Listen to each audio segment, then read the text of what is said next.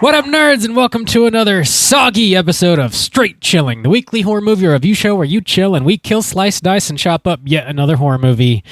My name's Bob. I'll be your host for the evening. This is episode 438, recorded on Monday, August 28th, 2023. Tonight, we're talking about another Patreon pick. This was chosen by ya boy, Dongster Sam. The movie is Dark Water from 2002. Before we get into it, let me introduce everyone else on the show. First up, calling in from Washington, D.C., we got your boy Randeezy. What's up, man? What's going on, my dude? How's the old Soggy Bottom boys doing over here tonight? The Soggy Bottom Boys. Ready to hit those harmonies with you fellas. Oh, fuck yeah. Let's do some old-timey business. That's a mighty fine picking and a grinning. God, I'm now realizing the amount of bumps I could have mined for this episode out of Soggy Bottom boys. That's always next week. Coen Brothers, forgive me. Last but not least, calling in from South Korea, we got your boy Soju. What's up, man? Oh, what up? It's High Adventure with Pirates of the Dark Water Stains. Time to hunt down the old lost 13 treasures of Rule. Randy, I know you know what I'm talking about. You know I know what you're talking about. I was waiting literally movie. I was waiting this whole movie for them to find them Pirates of Dark Pirate whatever they call them. I'm Dark looking Water at them Pirates. I mean, we're covering this mini series, right? I mean, that's what we're talking about today. We're talking pirates, sci-fi pirates. I love it. They got little like winged sidekicks and shit. Yeah, dudes with cybernetic eyeballs. It's great. I know. Bob, I can't believe you missed out on this awesome cartoon. I know all Cartoon about Network. I've seen every cartoon. I know some people are listening to this and like freaking the fuck out, like, oh shit, yeah, Pirates of Dark Water. That's some badass shit right there. Some people our age are doing. yeah, there's like three of us. Sure. It's on Tubi, I think. Is it? Ooh, I watched it. If it's not on Tubi, it's on YouTube. I watched it on one of those. Yeah, I'm sure I could find it online at this point. I think there's just like 21 episodes. I don't know if they ever finished it up, but it was dope. It was fun. Yeah. Fun show. It really needed some Vincent Price, but otherwise, good stuff. Yeah. Most things do. Mm-hmm. Speaking of other shit that's dope, we're talking about Dark Water this evening. Before we get into it, though, let's tackle some housekeeping. We got a decent amount. This is going to be your last reminder. Our September poll pick is currently posted on our Patreon website. If you support us at the $5 level or above, you get the chance to vote on a movie we're talking about this September. September is my takeover month. The theme is the cutting room floor. I chose 3 movies that are about making movies, and they are Shadow of the Vampire, Leslie Vernon, and All About Evil. Whoa, Bob, rounding it out. How those movies looking? No, how those numbers looking? How those movies and numbers how those of movies looking good? They look really good to me. They look good. Cool. Shadow of the Vampire, I think, is going to land this plane. I think that's what we're going to be talking about. Surprise! All right. I know. Consistent. We'll get to see some of our favorite guy, Big Dick Defoe, is going to make his appearance, as we know. Whoa, swinging. I was giving Bob a little shit before the cast that I found out Ed Wood is a little Halloween flick, and he missed that opportunity, coming into September here. Spooky season. It's full go, boys. I mean, not. It already lost a poll before. It's a good ass movie. That's on the voters. That's true. Yeah. That's on the voters. That ain't on. They can only vote what's on the ballot, Bob. But you know what? To be fair, it could have been Christmas time, Bob. Some people don't like to watch Halloween films around Christmas time, so Nah, we don't play that shit. That wouldn't have been Christmas. So yeah, get your votes in. You got a couple more days to vote on the September poll. And this Friday, September 1st, we're going to have our October poll posted on our Patreon website. And we're going to be doing the same thing we did last year, where all 3 of us choose a triple feature with a theme. And you guys are going to vote just based on the theme name alone. You're not going to know what the movies are.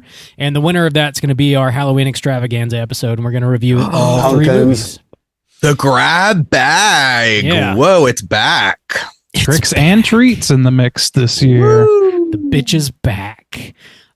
So yeah, the 3 themes are going to be anonymous. You don't know whose theme is whose. But the names of the themes you're going to be voting on are It's Alive, Dark Worlds, and Slime Time. Whoa! And just to give little teasers about that, we got Slime Time. So obviously these movies, they might get a little messy. We're getting maybe some slimy creatures. Maybe I don't know. Maybe maybe some drool. We'll see what. It's just 3 Beethoven movies. Little Beethoven. He's so sweet. We got Dark Worlds. You might have a little fantasy going on. You might have some light worlds. You might have some dark worlds sliding in between the two. I don't know. We'll see what's going on there. And we got It's Alive. You got some things they probably should be dead, but for some reason they're coming back to life. We'll see. So that's our 3 themes. That's the 3 themes that we're working with this year. All right. Exciting. Love it. Get your vote on. Very spicy indeed. We got minicast dropping every single Friday in September. We really do treat you guys. Don't. We really are putting ourselves prostrate for your enjoyment and entertainment. Damn. Don't disappoint us. There are 5 Fridays in September, and the first one is September 1st, so you're getting a mini cast first day of the month. We did some slight rearranging. The mini cast that's dropping Friday, September 1st is going to be for a movie called Perpetrator, and the reason we decided to move that up a little bit is because that movie is going to be hitting Shudder on September 1st as well, so you can watch it and then immediately listen to our mini cast if you'd like to do that. Yes. Juice, you were talking about Perpetrator, right? Yeah, that's one we were able to see via a Fantasia Film Festival, and it's coming out on Shudder. And this is one you saw it too, Bob, right? Didn't you watch it? Yeah, okay. And this is one that you might be interested in, especially if you have Shudder, because it's got some like queer horror elements going on in it, but it's got some like things that I've just like never really seen before going on. It's got a lot of unique aspects to it. It's a pretty unique film in some of the things that it's doing and dealing with. And one of the things that kind of like they were kind of selling it on or caught my attention was Alicia Silverstone is in it. Hell yeah. Which I don't know. Yeah, I don't know. Last time I saw her in a flick, but she's in it. Possessor was the last one I saw her in. It was for like that one scene. Possessor? Oh. Yeah. I forgot that. Yeah. Yeah. Oh, she's like in the opening scene, I want to say, early in the film. Oh, okay. I think it's Possessor. Maybe I'm confusing myself, but I thought it was. Might be. Anyway. But yeah, so yeah, that's coming out, and check that out and let us know. Yeah, it's super peculiar. So if you do watch it, let us know what you think after listening to the minicast, and let's have a chat about it in the Slack. Have a little chat. Right. Let's do it. Chat. Let's have a little chat. Okay. The last bit of Patreon news I have is we're going to be reopening the You Pick the Flick tier on Sunday, September 17th at an undisclosed time of day. This is the only way for you to outright pick a movie for us to review on the show. We open it quarterly, and there's only 5 spots per quarter. They typically go very quickly. So on Sunday, September 17th, you'll just have to check our Patreon site throughout the day. And as soon as the post is live, go ahead and grab you a spot. And good luck to everybody. The 4th quarter of the year already. Holy shit. Hell yeah, we're rounding out, boys. Yeah. Man, this is the magic hour. Let's not kid ourselves, boys. This is like the best. We're heading into the best 4 months of the year. Am I right? Pumpkins. It is true. I mean, September, October, November, December. This is the money right here. This is what we live for. Evil. By the way, I did look it up, and I was very wrong. It was the film I was thinking of was a little movie I know we reviewed and we haven't really talked about ever since, called The Lodge that she was in. Oh, okay. I was confused. Yeah, The Lodge. A.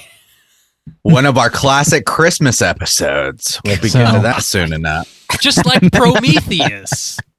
Just like it's on the list, I'm sure. It features the word Christmas and a tree. It's a Christmas film. Your boy country ass Idris Elba's hanging ornaments on that bitch. Country ass Idris. Country Idris. Dude, country ass Idris. He could have just spoken his regular voice. He should have. That's last week. Oh man.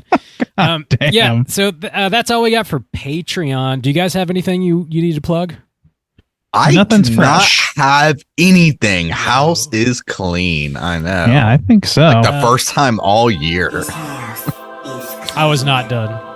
I was just okay. We are now asking if y'all were done. Bob, you got something special coming out? Some blues, maybe? Something about blues? Something about buying some blues? No, but I am hosting a Q&A in Orlando at the Phantasm Orlando Festival, Saturday, September 16th. They're going to be having a very large panel celebrating the 35th anniversary of the Night of the Demons. And nice. Fuck yeah. I'm going to be hanging out. That's a Halloween. That is a Halloween-ass movie. Yeah. Hanging out with a large portion of the cast, the director, one of the special effects artists that worked on the movie, and they are going to be screening the movie after the Q&A. So if you want to hang out and watch it, you can do that. Right. So come chill with us Saturday, September 16th down in Orlando at Phantasm. And the Q&A is from 1 to 2. It'll be about an hour long. Well, of course, here come the demons. Here come the demons. Bob, that's a big responsibility. You excited for that? Yeah, it's going to be tight. Don't fuck it up. Don't embarrass us. I'm going to embarrass you specifically. Justin's got a little baby dick. So I'm open with that. Look at this Don't picture. lie. Look at this picture right here. Isn't it weird? Looks weird, right? I mean, you can tell truths about me, but let's not lie over here. Okay. Nay. So yeah, that's now our house is clean. All right. Oh, I already played the bump. Fuck yeah, it. that's fine. We're gonna get into the main event. We're talking Dark Water, and we're kicking it off with the back of the box. What's on the back of the box?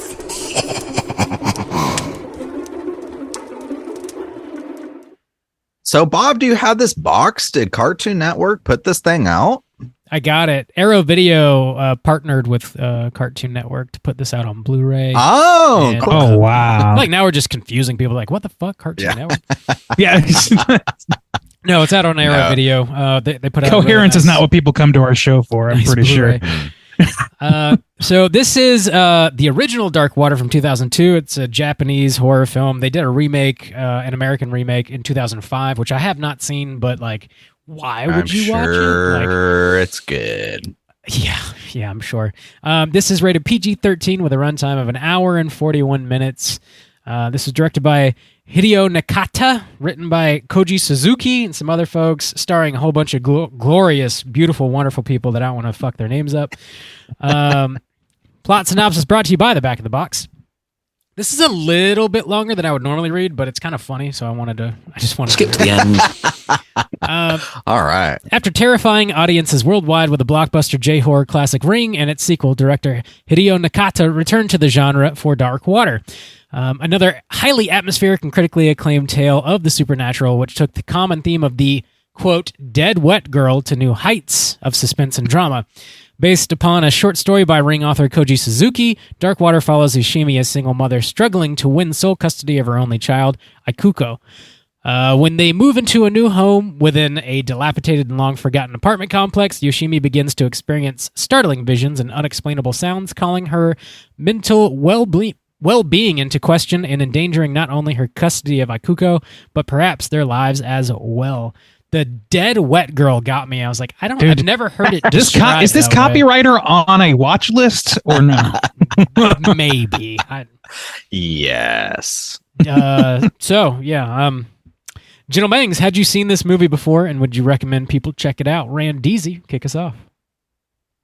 No, I had not seen this film before. First time club over here. And yeah, I think I would generally recommend, especially if you were into J-horror stuff like The Ring, like Pulse, like all these movies that kind of came in the wake of The Ring, really.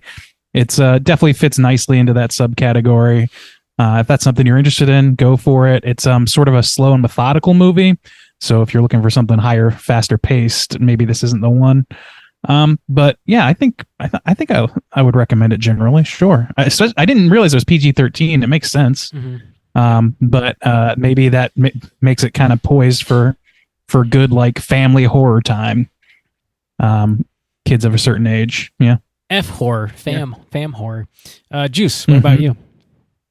Yeah, I had seen this, I think, just once before a few years ago. I think it was around when I was doing like a lot of the top 5 videos. I was going through just like a lot of like classic Japanese films that I had never seen before, like ones that are big on the list. And that's the first time I watched it and enjoyed it. And yeah, I didn't really put the piece together either that it's PG-13, but this is, now that we're kind of 20 years removed, this is kind of a personal preference, but these types of movies have this kind of like aesthetic and feel to them that I now can kind of see the datedness or feel the kind of datedness, and it has its own kind of world in a similar way to like I would assume people feeling about like the 80s films or the late 70s films, like being like growing up in like the 90s or something like that. So even though, you know, they are dated, I, for some reason, enjoy that kind of aesthetic, especially like the really kind of stripped down versions of them, which this is. So, yeah, I mean, this one, it's not very bombastic. It's not huge. There's not like a lot of crazy effects going on, but I think it's a fun little ghost tale that has that early 2000s vibe, like through and through, like to the core. So yeah, I would recommend people check this out with the kind of notion that, yeah, it's like, it's not the scare. I don't think like it's going to be the scariest thing for a lot of people, but I definitely think it's worth a watch. Yeah. Yeah, I agree with that. Yeah. Bob, what are your Bob, feelings, your thoughts? Tell me your how dreams. many times you watched that box? I think this might have been my third go around with this movie. Oh, wow. I definitely am a fan of it. I think if you're into the dead wet girl aesthetic, then this is a movie for you, you know? But yeah, like these J-horror movies from the early 2000s definitely have a specific vibe. They've got a feel, like a tone that they hit. And if you're into that, and I think we generally, the three of us are, you're going to like this movie. It's definitely like a slow and methodical, like very like well-intentioned pace. But it's a good story. It's a straight ahead ghost story. And I totally think it's worth watching. So yeah, that sounds like a pretty solid recommendation across the board from the three. Yeah. Any questions? No questions now. We are going to spoil the shit out of this movie, and here comes your warning.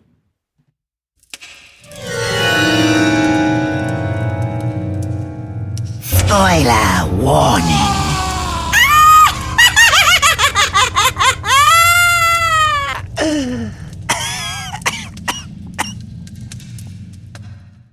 All right, Bob, how many times you can talk about the dead wet girl in your plot synopsis here?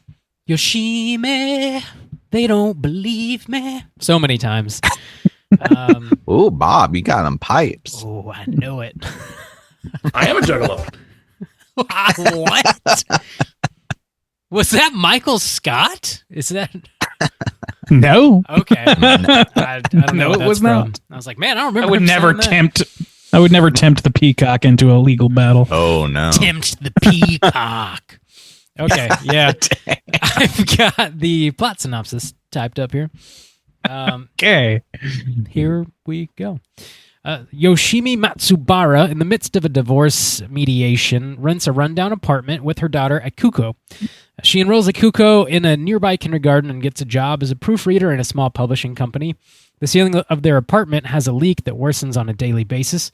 Matsubara complains to the building superintendent, but he does nothing to fix it. Akuko finds a red bag, and it reappears no matter how often Yoshimi tries to throw it out. Hair is also found in their tap water. Yoshimi gets glimpses of a mysterious long-haired girl around the complex. She's consistently late picking up Akuko from school, and she's stressed further when her ex-husband tries to pick her up. Yoshimi discovers a flyer for a missing girl named Mitsuko Kawai, who had attended the same kindergarten as Akuko but disappeared about a year ago. Mitsuko wore a yellow raincoat and carried a red bag.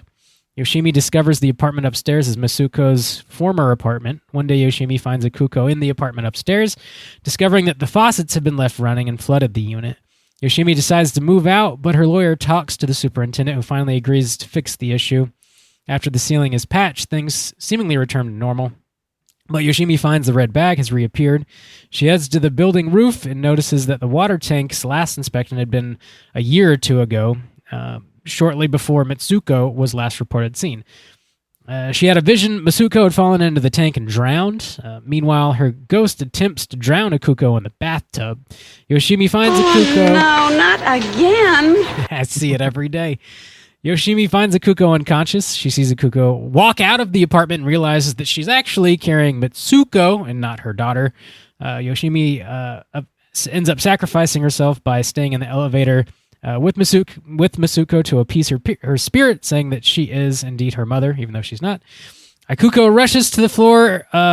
The elevator stops on. When the door opens, a flood of water rushes out and her mother is nowhere to be found. We then cut to 10 years later, and Akuko revisits the now abandoned block that she once lived in and notices her old apartment looks clean and like it's been lived in. She then sees her mother looking completely healthy and normal. They have a conversation. Yoshimi affirms that as long as Akuko is all right, she is happy. She asks to live with her mother, and she says she's sorry, but they can't. Then Mitsuko appears behind Akuko. She turns around and sees no one, and when she turns back around, her mother is also gone. They both disappeared, and she realizes that her mother's spirit has been watching over her all these years, keeping her safe. Roll credits. Hot Tub Christianity. All right. Yeah. So, how do we start this? Well, so to kind of talk about, I guess, to jump right into the kind of ghost origin in this is something that actually like really happened. But I don't think it happened at the point of this movie coming out, which is wild. So just a couple years ago, there was this Netflix documentary about this hotel in California. And do people check out but never leave? It sometimes, because essentially this woman, I think she was visiting from Canada, and her name is Elisa Lam. Oh, awesome. Yeah, okay, I'm glad you got it. I had it for trivia, but yeah, it was in 2013. Is Canadian tourist named Elisa Lam. Okay, she was recovered from a large cistern atop the Stay on Main Hotel in downtown Los Angeles, where she had been staying. She was last seen alive on January 31st, and she was reported missing by her parents. And yeah, there was some camera footage from an elevator, and you can see her acting sort of erratically, and then she just kind of vanishes, and they couldn't find her for a while, and some of the people staying in the hotel complained about the water tasting strange. Water. So people were like bathing and like brushing their teeth with water where she had drowned and like been in there for a while. Yeah, it's really because they couldn't find her. Like people are the police were looking for her and shit. I don't even want to be around anymore. Yeah. So the thing is like, I guess like the kind of plausibility of this, I kind of think like, since I saw that, I was like, wow, this actually, and like to imagine a little girl too. So, I mean, the fact that like police were and had camera footage and were looking for this, adult person and couldn't find her. And then like the idea that this movie posits like this little girl, she's like not really supervised. She falls in, nobody can find her. And that's just how it kind of goes. Was watching it again this time, I was like, oh shit. Cause I think when I watched it before, I don't think I had seen that Netflix documentary. So I wanted to definitely bring it up because that's what it immediately made me think of. That's really fucking tragic. Damn. Yeah. I mean, it made me think of other true crime stuff, but that not one to one like that. Damn, that's pretty spot on. Yeah, they don't know like exactly what happened, but I guess she had some sort of history of mental illness. I don't know exactly what she took some medication, and they were trying to figure out like if there's foul play, like if somebody killed her and like put her body in there to hide her. So, and I think they ultimately ruled that she accidentally fell in, but it's still not clear. Well, nobody will never know for sure, obviously. For sure, yeah. But anyway, so like to kind of go to this is like it's kind of interesting because the villain, and they tie it in, is sympathetic in a way, which is kind of something that Ring does in a way, where it's a child and we have kind of the similar water aspect. But I think this one is stronger in the aspects of the tragedy that's surrounding this, and ultimately the thing that kind of resonated, well, I'll talk about later, the ending like really resonated with me, like the ending scene that was separate, but the mom kind of like choosing to kind of protect her daughter in the way of also like taking on this ghost is a pretty different spin, I think, on a ghost tale. Yeah, I would say like this is a somewhat straightforward tale in that I don't know how, like, I'm not sure there's a ton, at least I haven't been able to decipher any sort of like deeper meaning that like, is really embedded in there. It seems really kind of like somewhat surface level, not to say to a bad level, but yeah, so I don't know like exactly what is going on with that ending. Like the internal logic doesn't necessarily make total sense. I think experientially it doesn't hurt the movie that much. Because it like I think it would be worse if it was trying to like make this metaphor work while using faulty internal logic, but it's not really doing that. It's just sort of like a campfire tale almost. So I think it's pretty forgivable. But yeah, it doesn't make to me a ton of sense what happens at the end. It's not clear to me why she's telling her daughter not to come near her, or like what is actually happening in that scene, or like, and they also do a lot of red herrings in this movie where she's like, oh, maybe she's, got some mental problems and that's what's causing it. Like they do a lot of like groundwork towards stuff that doesn't end up mattering and ends up being just a red herring. So it's a little convoluted maybe. But I don't know. It doesn't somehow hurt it too badly for me, which is rare for something. I wonder. I haven't seen the remake, but I do wonder if they leaned into like the mental illness thing, and like her mom was seeing stuff that like maybe her daughter wasn't, and it was like making more of a comment on like child abuse or child abandonment. I think this movie kind of leans in that direction, but it doesn't go full into it. But I wonder if the remake takes that track a little further. Well, you could, I guess if you wanted to take that track, and not even necessarily mental, if you wanted to, one thing that's kind of interesting here, it's another kind of tie-in, and it was kind of make me think, because we're like, oh, we should also cover Pulse because that's a Japanese classic, and in that one you could really comment on the idea of like society, because it's the technology changing and how society feels about that. But one thing that I did pick up on this one, I had these rapid fire thoughts when I was watching this one. Is first I was thinking like, oh, okay, I remember in Ring, the mom and that is divorced too. The parents are separated.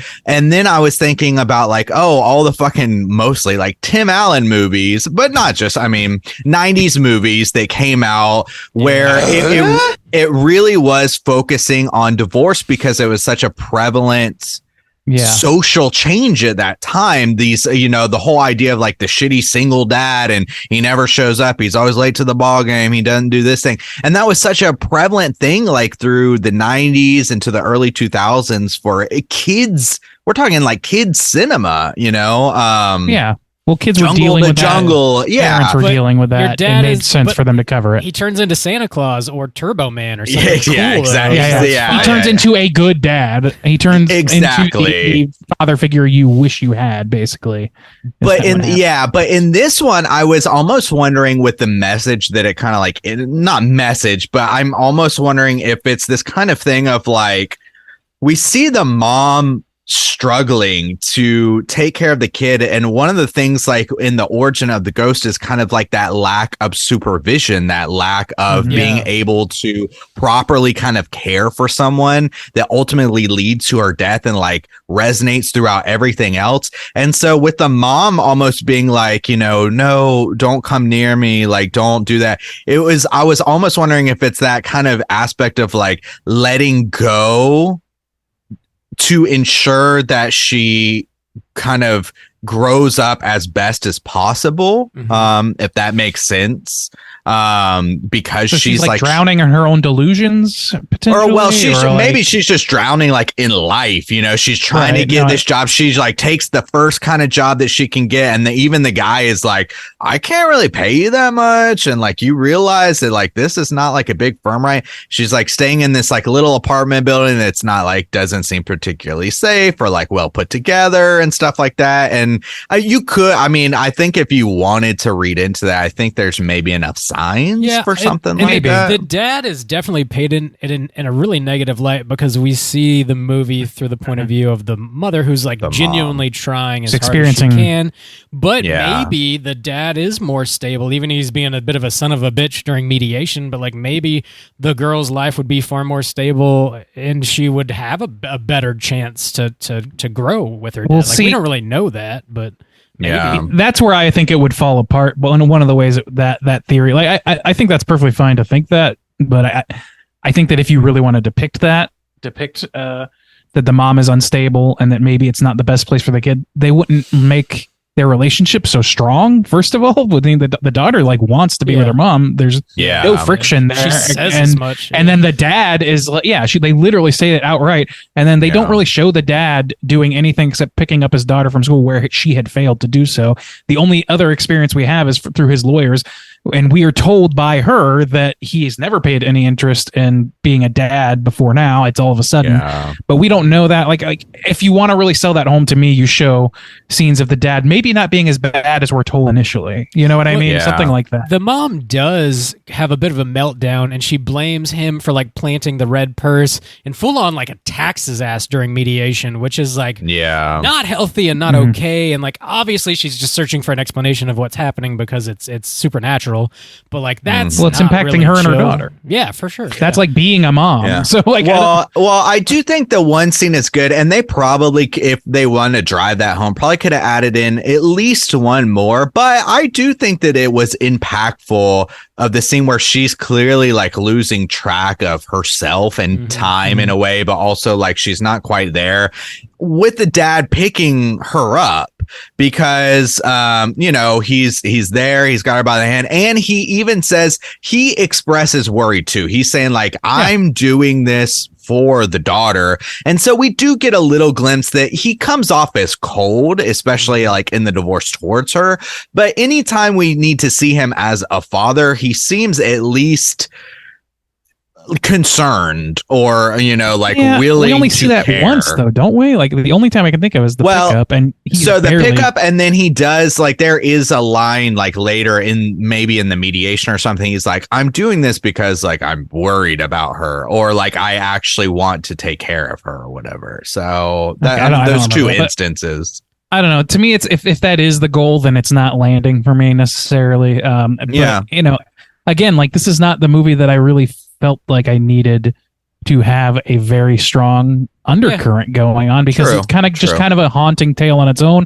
The characterizations are nice. Like the acting is good. Like it's, to me, it all feels somewhat natural, not really like documentary, but somehow it almost has a feeling of documentary to me, where it just feels authentic in a lot of ways, which is weird considering how much of this is just taken piecemeal. Really seems like could be out of any movie in this subgenre. You know what I mean? Mm-hmm. But I think maybe that's the methodical pace or something. I don't know. They just lay really strong groundwork that makes me care about these characters, regardless of whether or not something's going on underneath the surface.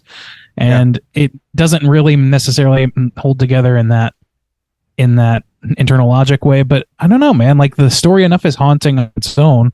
It's just a little bit confused and hard to follow at times is probably the issue for me.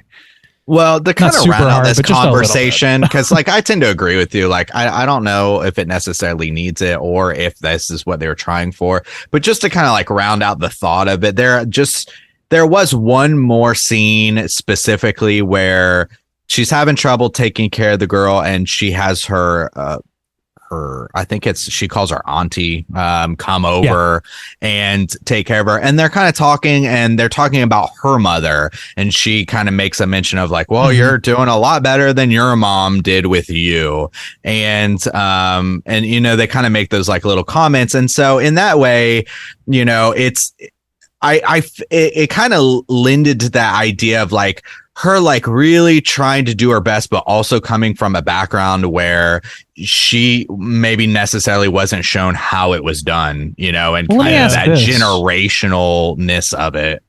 Did I understand correctly that the mom also had memories of being not picked up from school because, or was that? No, I think that was that's the ghost girl. Okay, because at first that's what I thought, and like it just occurred to me that was probably the ghost girl. Okay, well, I thought like because of that, I had this thought that it was like, you know, a generational trauma thing. She like, and like the mental illness was going to play in big, and it was, oh, my mom was dealing with her own shit and protected me by not being around me, and then all that stuff might hang together a little bit better. That you had mentioned, like, but I don't know, like to me, it's like the divorce thing kind of comes off in absence of that a little bit like, I don't want to say preachy, that may be a too harsh of a word, but it's a little like, well, you get divorced and you really fuck up your chance at being a good parent even if you care a lot. Like there's some sort of weird, like the moral of the story is like, just if you're not good enough a parent to stay together, then just cut yourself out of their life or something. I don't know. This is not the first movie from this director that is about a divorced family, a broken family, and a mother struggling with a child, and horrible things befall those children because of their inattentiveness or their split attention. Yeah. So like maybe that could be his perspective. Maybe it is. And if that's the case, that's I don't love that perspective. Okay. It's an interesting thought that like throughout the whole movie, like the mother's making sacrifices for her daughter, and then at the end of the movie, she makes the ultimate sacrifice and gives her life to protect her daughter. But the end result is like she still lives with dad, which she really didn't want her to live with dad before. But like, and she turns out okay. Yeah. Like we see her 10 years later, anyways. Yeah, and she seems healthy and like fine. She's going to school and not, you know. Yeah, and she still feels like the love of her mother and stuff after the conversation and whatnot. So like, it's clearly she doesn't have a bad life, but like. Yeah, I don't know. Maybe the message of the movie is like ultimately letting go, even though like it's extremely hard to do. Sometimes it's the right thing to do. I don't know. I'm kind of now to be fair, like to kind of go against the preachy nature of it, and maybe this was I don't really remember it this way, but if he had made the situation.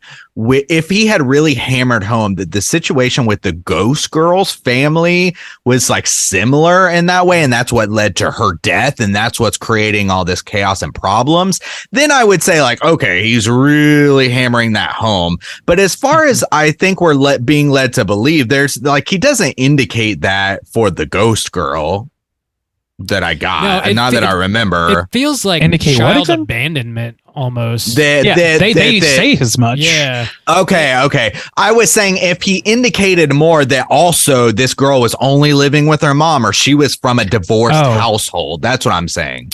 What they said. And they don't say that. What they do say about the girl's life is that their parents got divorced. She went missing. And they do say the parents got divorced. Yeah, they do say the parents got divorced, but they don't say the living situation. They do say that the dad, after the girl went missing, stayed there in absence of his wife because he wanted his daughter to have somewhere to come home to, is what they said. So, like, I don't know if that's a lot clearer to your ends, but it could. It's not. It doesn't negate it either. So that's the thing is like you can build structures around this plot to create a metaphor that works for you or whatever, and that's fine and good. But I don't know if there is an intentional one in there. I'm not seeing it very clearly. So to my end, that is a little bit of a ding. But what's great about this movie is it's strong enough in just being a fun campfire tale that it doesn't ultimately negate the fun of the situation, which for me it tends to happen. I guess the benefit of her mother's sacrifice in the end is that her mother was there for her, whereas the ghost girl's mother just wasn't. So she did die. True. So I mean, the ultimate sacrifice of the mom is like, you know, her actually showing up for her kid at the end of the day, and then, you know, I guess the closure at the end when she has the conversation with her ghost mom. But be there for your kids. I'll say they like, I'll say that they like the actual scariness of this is pretty low. It's like. It's very like intentionally paced and stuff, but like people don't seem to react fully appropriately to some of the stuff that's going on. It seems like, or like I don't know. It doesn't seem like she's as scared as she ought to be in some cases, and then in other cases, it's like you don't see as much as an audience member to really feel super terrified. There's only a couple scenes where we actually see the ghost girl, like 3 or 4. And only like a couple where they interact directly with any of the characters besides just being in the background or something.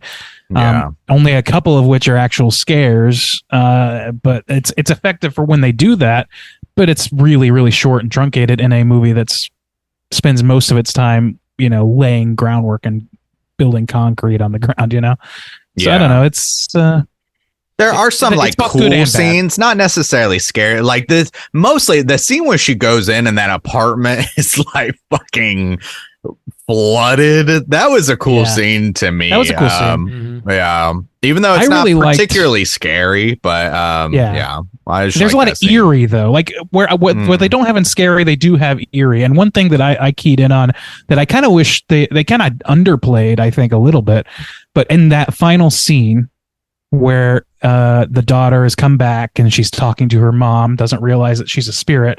I was like, I think I'm sure you guys did too. We're like, well, her mom's not of this plane anymore or something. Mm-hmm. She's definitely not normal anymore. She's not just been there like she thinks she has. But like she does this, they do this thing where when the mom is moving around and pulls out a chair and does all this stuff, there is no Foley, no sound effect whatsoever. It's dead silent, at least from what I could tell. And I was like, I love that as a decision. I wish that was more obvious. I wish that there was like maybe a little more ambient noise or something, or maybe like it made more noise when the daughter pulled the chair out or something. I don't know, just like some sort of comparison so you can see that contrast more clearly and you can start keying in on the eeriness a little bit easier. But I love that as an eerie decision, like that really brings some of that creepiness. I really like little decisions like that work great.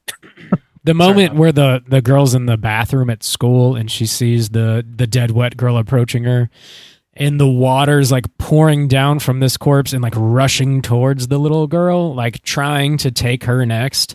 I thought that was a nice little touch. Sorry about I freaking keep clearing my throat. That's great.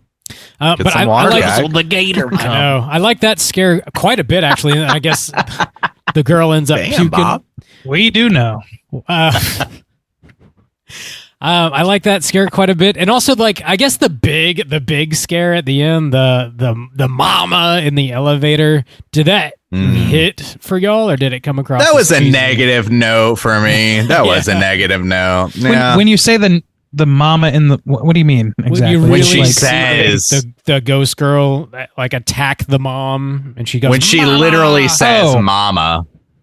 Oh! I kind of like that. Like I thought that the makeup effects, like in as brief of a shot as it was effective. To like, she looked fucked up. It looked appropriately fucked up for a bloated corpse. Yeah. And I thought that worked really well. Yelling "mama" was maybe on the nose a little bit, but like otherwise, I was more confused about like what the situation was. Like, so is it not trying to kill her? It wants her as a mom, so.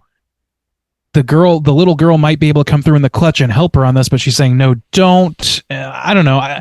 That scene to me is a little bit like it kind of devolves after that point to be something where I'm just kind of confused about the stakes exactly and what is just what's being depicted other than like this ghost kind of has the mom and the little girl is told not to intervene. Then the little girl tries to intervene and it's too late. And that's just kind of it. I don't know. I kind of understand that. Like that's just how the story goes. That's fine. But I was a little confused about what was happening until we saw the 10 years later moment. I was like, 10 years later? What the fuck?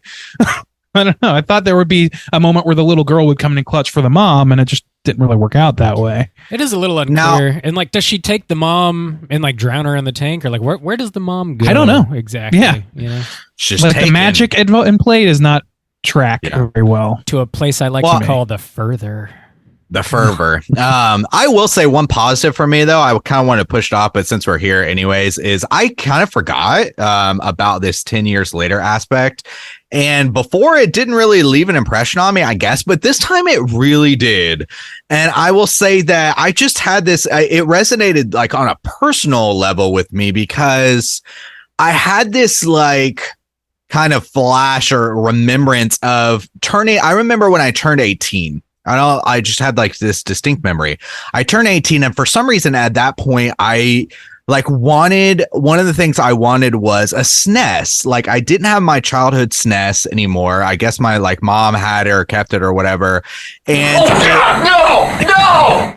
Yeah, and they were still like video game stores at that time. But I remember at that age, that was like the point where, you know, at that time I had a high school job. I had my own car. I was finishing out high school. And I remember at that point in my life doing things where I now had this kind of freedom where I would take my car and like go out to my old house in Ponte Vedra and be like, man, it feels like forever since I've been here. Or like have these things like, oh, I want a SNES. It's been forever since I played SNES. Autograph.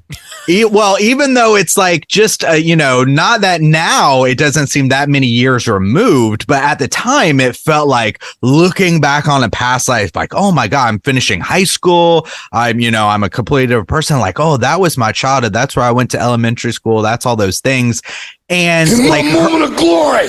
This girl having that moment of, oh, this is my old school, you know, and then going, even though, you know, this is my old apartment, even though it wasn't anything special, it literally was a mom just trying to find the first place just so she could hold on to her daughter. But she has these like basic flatline memories of her mom there, and then that's how she lives. And that would just, I don't know, that felt like really powerful to me, like this memory of my mom and her same clothes, and the school looks exactly the same, but now I'm older and like I can find my way to this apartment where I only spent like maybe a couple months of my life, but it's like stuck with me because I was so young. I don't know, that was kind of powerful to me.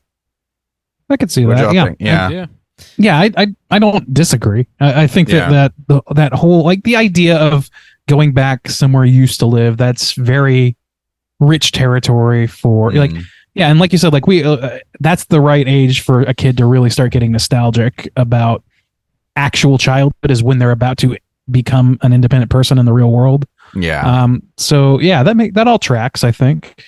I thought it was interesting how she mentions she doesn't really remember that time with her mother very well. Like it kind of left her. Mm-hmm.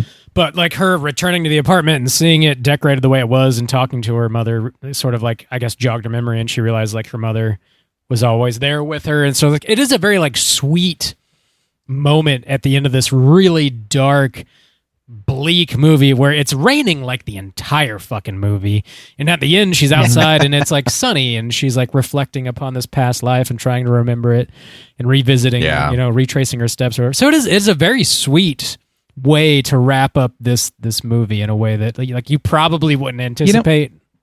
Yeah, you know what's one thing which I know you guys touched on already, that like but which struck me as odd about this movie is the likability, the resonance of the ghost girl. And like, I don't know, like I still don't see her as a villain. Like it's hard for me to even, like, I guess that's what made it so confusing. Part of what made it confusing to me when it grabbed the mom, I thought that what was going to happen maybe was like she was going to help lay this ghost girl to rest and say like, yeah, I'm your mama, and that's going to complete her journey. She goes away or whatever. But instead she's still an evil entity that just possesses that mom forever now. So like that to me was incongruent with some of the stuff that we had been shown before about or at least what I felt about this little girl. Ultimate crime was just being a little girl home alone without her parents. Like that's why is she evil now? Like, why would that make well, I think that's the kind of powerful thing about it, is it's not like her fault. Like she's choosing not at all. But it's also too, it's kind of like this thing that like permeates. Like I doubt she like chooses to become a ghost. Like she's just operating in a manner that like she's stuck in this realm, and what she like kind of longs for is the mom. And so she claims that as this entity, not really like being malicious about it. And then that's just how it kind of plays out. And that kind of piece at the end, or that like memory. It's kind of like that's what kind of works for me, because then maybe they made some sequels or there's some things like it's still haunted or whatever. But like, I mean, if we want to go that route, if the mom was taken, then that means probably nobody ever found the body. It doesn't seem like a lot of people live here in this type of building.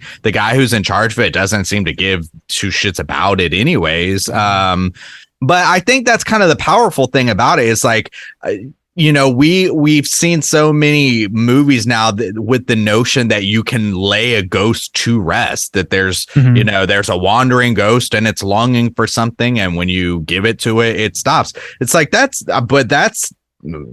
some it doesn't happen. Notion that we've been given. Yeah. Maybe just ghosts wander forever. Maybe there's no peace regardless Japan for anything. Style. Yeah. Well, no, that's fair. And to me, it's just like it's a resolution that just never happens. It leaves more like a dangling thread in my mind. And it's good that you're able to point out some of these like additional things that we benefit from with the story we're given, which is true. I think there's plenty to like about the story that we get. I just feel like, to me, that doesn't resolve all that well not in comparison, but like considering the groundwork that they did lay. It really seemed like, to me, it doesn't have to like lay the kid to rest necessarily or whatever, but like it could be, I don't know. There's other ways to resolve that where it doesn't give you the feeling that this little ghost girl did something, whether innocently or not, did something to destroy this family. Basically, like, I don't know. Like, it feels like it's putting an evil on this girl, whether she intends it or not. And that's unfortunate. And it seems like maybe there could be a strong metaphor in that, but because that aspect of the story doesn't really hold up too well for me, it just feels dangly a little bit. It does. And that's probably the worst confusing. I'll say. It is a little confusing. I mean, I guess you could go as far to say that, like, this sort of it is generational, I guess, even though it's not the same family. Like the abandonment of this one kid sort of like leached onto this other family and made this other girl feel abandoned by her mother. She doesn't know what happened to her. But I did, first time watching this, I thought like once the girl was found, she would have closure. But she just wants a mom permanently in the afterlife, I guess. And I did like the scene where like the mom has the vision and she sees sort of like down into the big water tank and the purse is floating, and it's like really striking. She climbs up there and looks at the log, and it hadn't been checked in years. I loved all of that, but it really lost me. Like, it's just kind of a cheesy, maybe a thing of the time, but like where you see the little girl's like fist like punch through the tank. I was like, oh yeah, I forgot she, like, about superhero now. Like, what that is way, happening? yeah. It's a little that's too another much. thing. Like, that's another aspect. That's like, okay, so that skews towards evil characterization again, and that's where I don't want, like, it to me. The story isn't about an evil little ghost girl. It's about a sad little ghost girl who wants her mom, and that's acceptable enough if you can resolve it without necessarily doing this thing where you make it her fault that she's destroying a different family. I think that would be stronger ultimately. That's the biggest complaint I probably have with this movie now that I've keyed in on it. Yeah. You got clocked by Randu.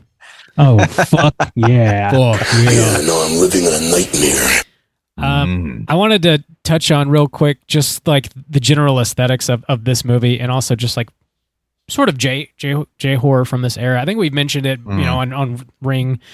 But it does have like a very simple yet beautiful look to it that even though it's a ghost story and there's a lot of supernatural stuff happening, it makes it feel a little more grounded and believable because of the way it's filmed. It's like really elegant almost, even though it's like a muted palette.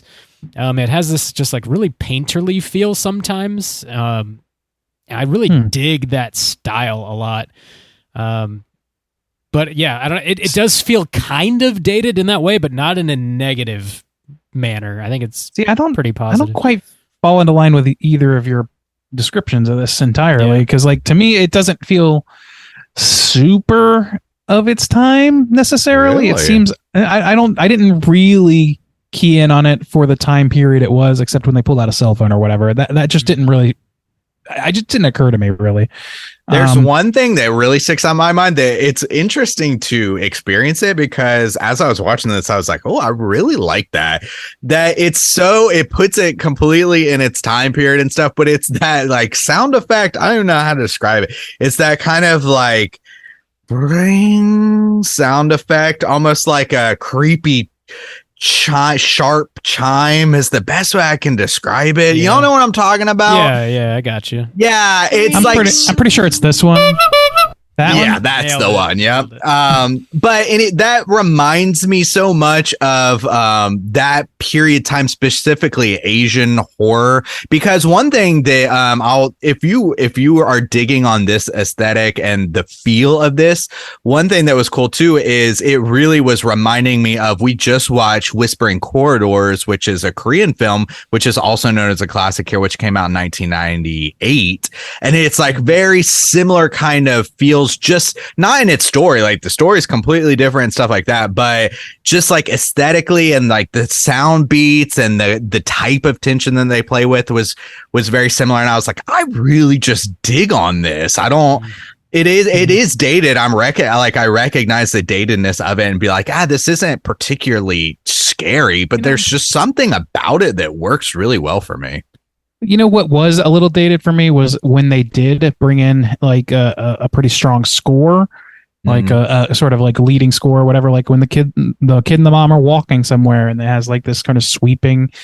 That seems very kind of its time. But the thing is, this movie is silent a lot of the time. That's where a lot of its eeriness comes from. It does an excellent job of balancing those things, in my opinion. Mm-hmm. So yeah, there's that. Maybe more of that sweeping soundtrack would have gotten me where you guys are. But I will say, like, it does kind of have visually, like when we talk about it, it does visually kind of seem like it fits in this subgenre, like very, very well. And unfortunately, the thing about that subgenre that is a little bit of a drag is that it's kind of got this sort of muted blue palette throughout the whole movie, to varying degrees. With the exception of the bright red bag and things like that, most everything in this movie is fairly drab and skewed a little blue. And as we all know from the past fucking 20 years of filmmaking, the color coding or whatever to skewing towards like blue and everything like horror or actiony or whatever, like there's a lot of fucking like overly done blue stuff, especially in things like the American Ring remake and shit like that. Like, dude, it got way overplayed. Yeah, it got way. See, in this one, honestly, I was getting more much better, but I was getting more, and maybe it's a mix. Maybe it's like the double kind of like, because I was getting it reminded me of Cure a little bit of that kind of just like brown note, honestly. Same. Or not like tan. You took a shit in the middle of this? Like tan, like almost like your background, the color of that background, the kind of Once tan. I pooped in my pants in school and I just left it in all day. You gotta leave all it in. day. You gotta leave it in. Oh, don't get us on a tangent of shit. Why not? But anyways, that's the kind of note I was getting, was that kind of color. It's definitely less right now. Overblown. It's not an egregious step they took. Yeah. If there is color grading going on, it is way more demure, way more drawn back than anything like I'm describing. But it's still like, if it affected the way I saw this in any way, the color grading, it was probably towards the effect of like, this looks a little like, expected. You know what I mean? For this kind of movie. Sure. And so it didn't really leave me thinking how beautiful it was. It left me thinking like, yeah, this is about right. So. Well, in these types of movies too, this is the type of one. Now, this is something that's kind of different from The Ring. I know they get compared a lot, but this was reminding me more of Whispering Corridors too, where they're dealing with these spaces where they don't, they're working with a kind of limited budget, and they're working in these spaces that are mostly just normal places, but the way that they're able to frame them and stuff is to make them look creepy. So it's just a hallway, or you're shooting from the elevator and you like see out, and you've got these corners and you don't know what's around the corner, or the slightly open door, and they're just mostly like regular places. You play with the camera aspect of like looking down into the elevator and stuff like that. And I don't know. I think that's a little bit like of its time to a playing of shooting in these kind of like regular ass spaces, and then like doing your best to like make them creepy and unsettling. Yeah. And that kind of like works for me too. It's like kind of scrappy a little bit, you know. It's like, oh, we got this kind of old building. Let's just go shoot there. And it makes sense with the subject matter. Like, this is a movie called Dark Water about like, like everything about this movie like lends itself well. Yeah, it's about pirates and cybernetic treasures. No, I don't know. Like it suits this genre, and that's why it was so copied after the fact, and why it became sort of a like passé sort of thing. Sure. And eventually, it kind of infiltrated all kinds of fucking genres and stuff. So I don't know. Like it's not this movie's fault, but if that's just how I kind of react to it. And but like the good thing about that, I guess, is that what you're describing, like what they're shooting and how they're shooting, it's very modest, and they're using a lot of different. They're using like a lot of framing devices and things like that like make the world feel, or make this building feel like a place. There's a lot of good placemaking going on, and I think that is what made it feel sort of documentary to me. Also, I think that helped lend the credibility to the relationships on screen. So it's for good and for bad, I think, ultimately. Yeah. Any other major things you guys want to touch on before we rate this? That lawyer just kind of popped in and out, didn't he? He was just fucking there, and then just fucking wasn't. I don't know. Anyway, I just wanted to call out, like, seems like an odd alleyway that they traveled for no good reason. Okay, let's go ahead and rate it out of 5. Juice, why don't you kick us off? How do you feel about Dark Water? Yeah, I was glad to revisit this because I had the major beats in my mind, but I couldn't quite remember everything that happened, and I think I liked it more the second time around that I watched it. And there are some things that I'm noticing, and some of it's just kind of its time, and I could see where it would lower somebody's opinion of it, or I honestly could see where someone would get bored with this movie, and I think that is completely justified in a lot of ways. But I do also think that this, I wasn't registering with me, but I think this should go in the realm of like really solid PG-13 horror films, because I think it works in that realm really well. And I think it presents some ideas in a subgenre of like the ghosts that are unique and different. Like she's not completely villainous or her intentions and things like that. So I think it works well in that realm. This time around, as far as my score, I'm going to lean a lot more into just like how this movie personally made me feel, because there were certain like little triggers that were just hitting the right notes for me. Like those little sound effects where I was like, apparently I just like love the shit out of that, because when it hit, I was like, yeah, that one. I was just really digging it, and the look, the aesthetics of like, and the stripped down kind of nature of like, let's just shoot in this old ass building, and there's nothing necessarily inherently creepy about it. They just build that out, and there's something fun to me about that. And then too, I will really say it was so weird of like that. Really, that's going to be the positive note that's going to kind of drive my score up a little higher than I think I would naturally want to give it, is that ending scene. Just something about that just hit personally with me. I was just like back to being 18. Like for some reason, I just felt it hard this time. I don't even remember feeling anything at all the first time I watched it. So this time around, I was remember feelings. Yeah, you guys remember when we had those when we were younger? I feel emotions every day. No. I just, a lot of this is going to be like personal preference for me, I think, but I do think that it, I recognize, like, I see why it stands out as a classic, Japanese horror. I do think some of the things they're playing with have gotten like played out a lot, and that's why that could take people out of it too. But for its time, I think it was probably pretty effective. Today, I'm going to give this one a 4 out of 5. Big old doinks. Yeah, 4 out of 5. All right. Tight. Bob, out of 5, what you going to give Pirates of Dark Water? My favorite J horror film of all time. Yeah, I like this one quite a bit. I think I just, in general, really enjoy like Japanese horror films from this time. They really leaned into the ghost stories. They're sort of simple. They're beautiful. They're very stylized. I love how they treat the ghosts. It's not just like a spooky specter. It's like usually there's a lot of story behind them, and similar to the way like Del Toro makes ghost stories, is like you're sort of endeared to them and not like terrified they're going to possess you or murder you in your sleep or whatever necessarily. I love the aesthetic of this. The acting is great. The little girl does a fantastic job. She really like nails it. So does the mom. There's a couple solid scares in it, even though it's not overtly horrific, but the PG-13 is sort of like clutch. I think this is great if you have a kid that you want to show like some Japanese horror, but like they're not quite ready for The Ring necessarily. Like show them this, very similar, but a little more easy to stomach.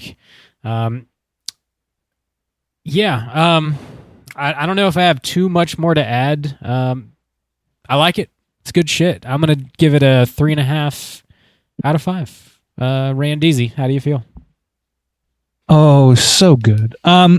Yeah, I like this movie quite a lot. I think I talked about what I didn't like about it quite a lot. I talked about a lot what I did like. I feel like the story whiffs a couple of times on the internal logic and on the metaphorical side of things. I'm not sure that it makes the most hay that it could make. It doesn't necessarily sell any one particular narrative of what's going on under the hood to me.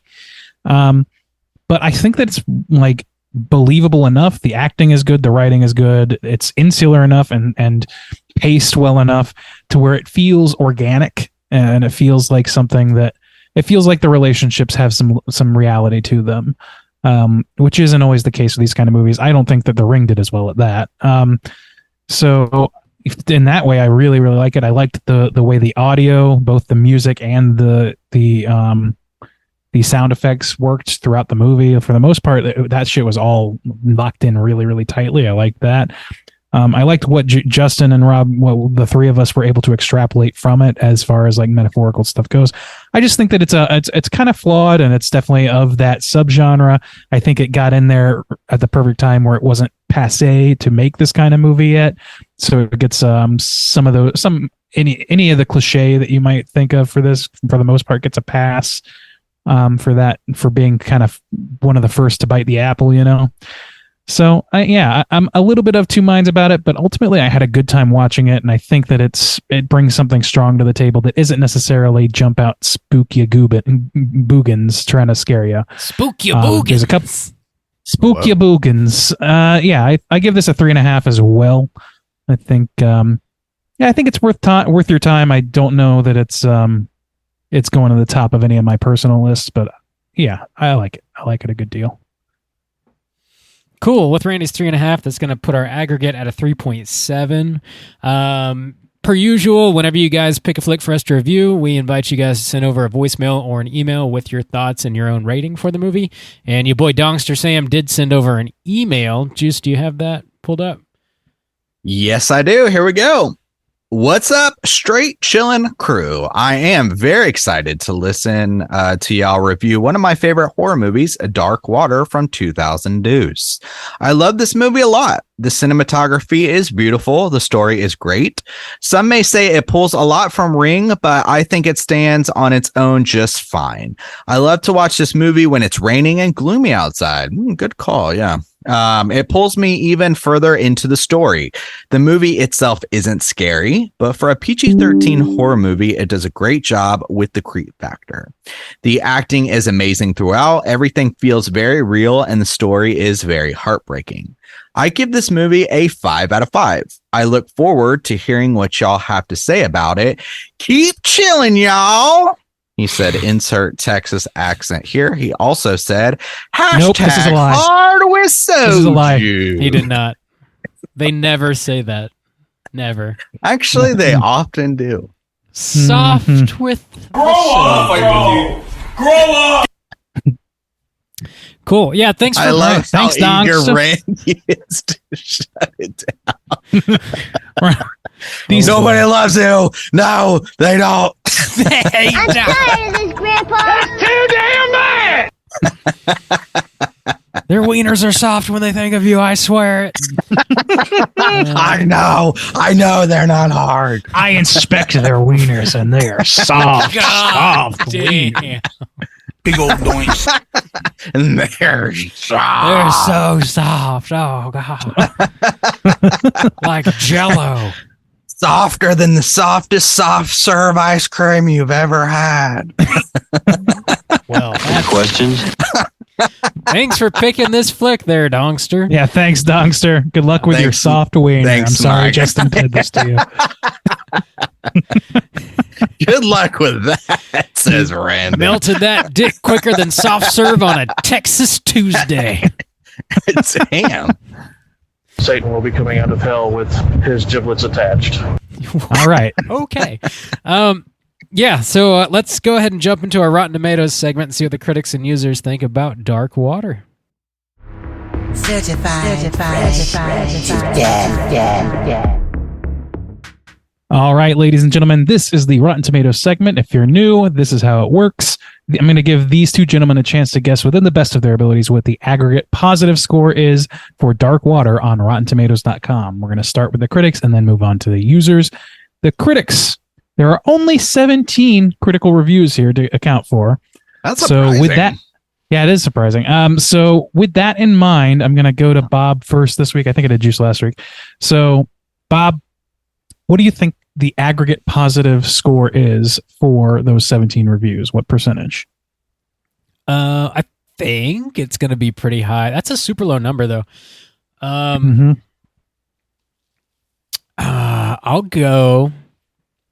take the 86 boys, please. Project 86. Ooh, 86 them boys. Juice, how about you? Where are you falling on this spectrum? That's a tough call because I know it's going to get that foreign film boost as they do. And this is considered a classic, but that's pretty few in number. I'm surprised about that. I'll take a little bit of the under, I guess, and say 83. 83. Okay. Well, I'll tell you one thing. One of you guys came damn close to a ringy-dingy here, so well done. To Juice, 82% is the correct answer. Damn it. Whoa. Yep. Hell yeet. There you go. I was waiting for you to do your hell yeet, but there you go. You got it. You squeezed it in there. Almost a ring-a-ding. Damn. Almost. Very, very close. Well done on that. Juice, why don't you kick us off with the audience score? Now there are 10,000 plus ratings in the audience score, so factor that in and tell me what percentage you think are positive scores. 10,000. That's a decent sample size. I think it'll be lower. And I don't think it'll get quite as much from the foreign film boost. So I'll say 65. 65. All right, Bob. How about you? We're coming in over, under, in between. I think it'll be definitely lower than the critics because I could see people watching this and being kind of bored or impatient with it. I'll go higher than Juice with a 70. 70. All right. Well, the last one was almost a ringy-dingy. This one is, in fact, a ringy-dingy on the money. And that, congratulations, is going to go to my boy Juice. This one is 65% on the nose. I'm on fire today. You nailed that one faux show. Yeah, so almost enjoy your double eating, ring-a-ding. your Damn. skeeting, whatever it is. Yeah, I'm eating, baby. I am hell Enjoy your big old doinks. sweeping. Hell yes. All right. What are the It's nonsense confusing. words that we say again? What am I doing? Whoa. Anyway, here's as we always do, I'm going to round. There's no critic consensus because it's too few critics. No user consensus because it's too old of a movie. So there's no real consensus verbiage to read from here. Damn. So I'm going to jump straight to our usual tactic of reading a negative review or two and see if there's anything funny worth mining from these hills. I'll start with this one. As about as frightening as a soggy diaper. About as frightening as With that, no, I will say I bet it was miserable to shoot on this movie because everything is fucking wet all the goddamn time. Yeah, it definitely doesn't seem fun. Like, even we didn't talk about all the water fucking pouring out of that elevator. Like, Jesus Christ. Dude, something about having a leak over the bed really viscerally upsets my gut. I'm like, I hate this. I have slept in a puddle before. It's happened. Damn. There was a music festival I went to and it started raining and I went to bed in my tent and my fucking zipper broke and I slept in a goddamn puddle all night long. It was terrible. That's terrible. Just looking at that, and that wasn't even a bed. So just looking at that bed when the daughter disappears and she falls asleep and wakes up in the puddle. Yeah. That shit, the whole movie, I was like, please don't I hope that doesn't drip on the bed. That would be the fucking worst. And it just fucking does. It just drenches the goddamn bed. Please don't drip on the bed. Please, God, no. Oh, no, not again. All right. And then let's read one more negative review. There's only 3, so here's one more. This one goes, hold on. I want Juice to hear this. All right. Here's the last of our negative reviews. A horror movie that sits there and drags and seems very full of itself and is based on the premise that puddles are scary. They're not. That's a 1 out of 4 score. Too much water. Brr. Can't believe this movie tries to make me scared. Gary, you're a bitch. It's a puddle. I have fucking vitriolic shit. Yeah, so that's pretty much our Rotten Tomatoes segment. Let's round it on out. Bob, what you got for us on this trivia world? There's really not hardly any trivia for this, honestly. Oh, boy. Mentioned a couple of things already. That's about all I could find. So let's jump on over to our Cooter of the Week. Straight chillin'. Cooter of the Week.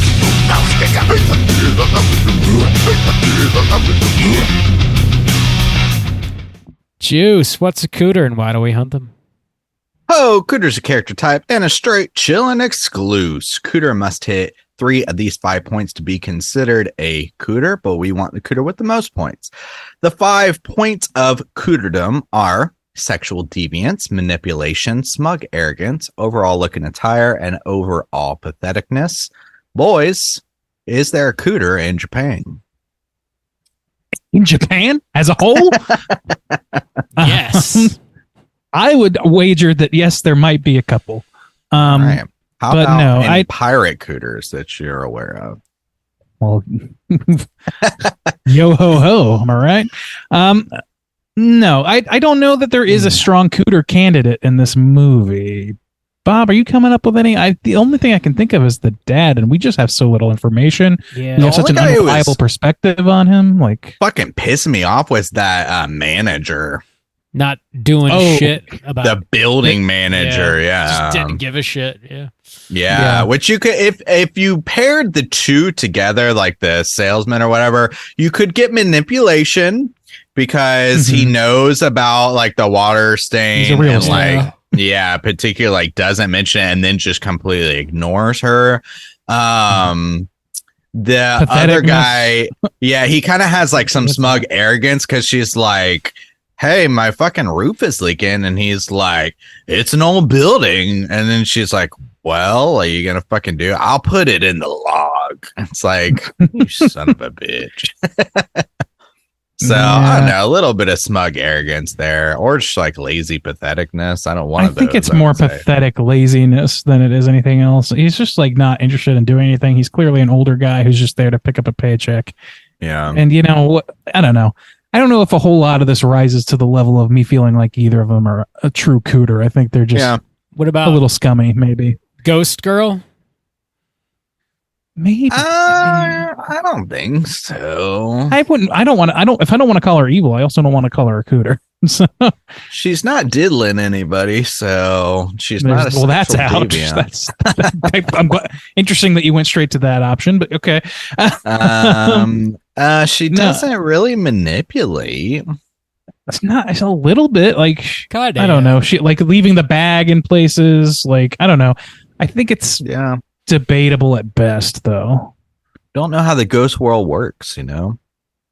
Yeah, I don't know. Yeah, I just really don't like. Cooter free. My gut tells me that's a cooter free Yes, movie. Japan I'm just is gonna ride with that. cooter free, I guess. That's the whole state. The whole state of affairs is cooter free. Well done. Bob, what did you think? Did you spot any cooters while you were over in Japan? Do you recognize this place that in this film? Yeah. You stayed there, right? Pretty sure the market we went to in Kyoto, there's a very brief scene shot there in this movie, or at least shit. Looked, oh, really? Cool. Yeah. Oh, awesome. shit. Yeah, you're right. Yeah. I did. Was this supposed to be in Kyoto? I didn't even look at it. I don't know if they said it like specifically, but I'm pretty sure that was the exact same market we went to. It looked identical. Yeah, I mean they do have inside markets. They even have some here, like in Korea, where they're like inside outside markets where it's like covered but open to the air or whatever. Yeah, but yeah, maybe that'd be cool. Maybe I'll look into that. That'd be pretty cool. Check it out. Check it out. All right, Cooter free. Cooter free. Yeah. Right. Let's go ahead and kick our feet up and talk about what we've been watching this week. Hey gang, what you been watching? Randeezy, what you been watching? Yeah, we got a little bit of a backlog this week, so I'll try and keep them brief. Zelda 2 of the Kingdom, very good. About 180 hours into that one.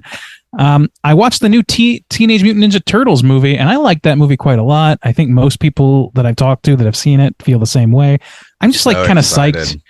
I'm just kind of psyched they made a Teenage Mutant Ninja Turtles movie where they're teenagers and they act like teenagers and like they're not. I don't know. There's something like they're awkward and strange, and like I love that all the human character models look like dog shit. Like everybody looks like a fucking monster in this movie, even the normal people. I don't know. It's got a very cool aesthetic. It's using that sort of like animation on thirds thing that they did in Spider-Verse and the same team, as I understand it. Looks great. It's good stuff, and it's like it's a good kids movie story. It's animated well. It's fun. It's funny. It's got some good laughs in there. I recommend it. I also rewatched Spirited Away for the first time in some time, and that's a great fucking movie. I really enjoyed that. I've never seen it. I gotta watch that shit. Oh, really? Yeah. You should watch that. It's very, very good. I've watched a few episodes of a sitcom called Reboot. And I don't know if you guys have heard of this. I can't remember what service it's from, but it's got Keegan-Michael Key. It's got Johnny Knoxville is in it. Fucking what's her name? Oh my god, I can't believe I'm blanking on her name. Let me look it up. I just did the movie. We just watched that movie at the festival with her in it. Fucking Judy Greer. God damn. All right. Yeah. Judy Greer, Paul Reiser's in it also. So it's, I don't know, it's an ensemble cast comedy. It's sort of like Curb Your Enthusiasm sort of thing where it's like, you know, their life on the street, sort of documentary film style, but it's about a show that existed in the 2000s that's being rebooted. And, you know, it's kind of tough to not go into too much detail to describe it beyond that. So I think it's pretty good. It's got some, I think it's okay, I guess I should say. I'm not really super sold on it, but there's some characters in it that I like. I love seeing Johnny Knoxville acting. The kid who plays the adult version of the kid from the original show is very, very funny. To me, like they play him as like sort of like a creep and weirdo. It's great. Yeah, it's all right. Anyway, so vintage Halloween commercials. I watched a whole fucking like half hour of that. It was great. Really getting me in the spirit. I was enjoying it. Pumpkins. Let's see. I watched a new movie called Unseen on Netflix. Have you guys seen this? Are you aware of it at all? Because I wasn't. Somebody recommended it to me, and it's like a movie where this woman gets kidnapped by her ex. Her glasses are broken, and she's trying to escape him as he's trying to kill her. And so she uses her phone to call the one. She just makes the first call she can. And it's this woman who called her by accident, and she's working at a gas station in Tallahassee, Florida. And it's like this sort of like drama, comedy, drama, horror sort of thing. It's a mishmash, and it's a lot of fun. I had a good time with it. It's very low stakes ultimately. It's a fun premise. It's a fun show. It's the way it's shot. It's kind of got this unique visual style, very punchy, sort of Edgar Wright adjacent, I would say. I like it. I recommend it. I watched a documentary from which I pulled some bumps called The Real Enemy, recommended to me by my buddy Zach. It's a movie, or it's a documentary rather, a short documentary about a Satanist black mass that went on at a civic center in Oklahoma a few years ago. and it shows like the Satanists doing that, different factions of Satanists, some of which think the Black Mass people are fucking assholes. And then the ensuing parade of protesters and counter protesters that it showed up for having this thing happen at a community center. And it's like, you guys have seen Silicon Valley. It's that level of Satanist where it's just like the biggest fucking dorks in the world. I am Juggalo. And I want to watch that. Can I don't know. Send me a link to that or something. I think it's on YouTube. I'm pretty sure it's called The Real Enemy. Okay. Yeah. Cool. I gotta watch that. It's got some good shit in there. Nobody's coming out a hero in that for the most part, except for the lady who runs the Civic Center. She's great.